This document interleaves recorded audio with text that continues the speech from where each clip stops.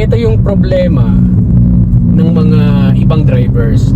Pag katulad nitong gabi, then pansin nyo, yung kasalubong nyo, hindi siya nag low beam or naka high beam siya, so mas possible na masilaw kayo. So ituturo ko sa inyo yung pinakang basic kapag hindi nagbababa ng ilaw yung kasalubong nyo. Katulad nito guys, ayan, mapapansin nyo may mga kasalubong tayo, tapos yung iba dyan matataas yung ilaw. So ang tendency kapag nasilaw kayo dyan, pag mga katulad nitong makitid lang yung kalsada, possible baka magkatamaan kayo, or di kaya na baka mahulog ka dito sa gilid sa kanan.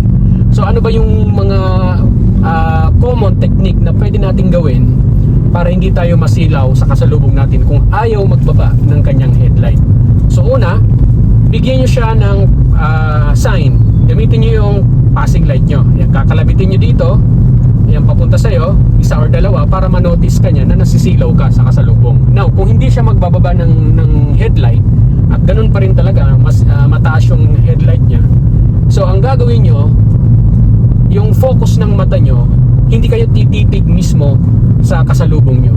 So medyo ililis nyo ng konti papunta sa right side, dito sa bandang kanan, dyan nyo ipopokus sa gilid ang inyong tingin, kasi possible yan yung pwedeng puntahan nyo or baka mahulog kayo. Kaya ang focus nyo dito sa pinakang side na, sa pinakang gilid. Baka mamaya hindi nyo napapansin, katulad niya may nakatigil na tricycle, so baka hindi nyo yan mapansin, baka matamaan nyo siya.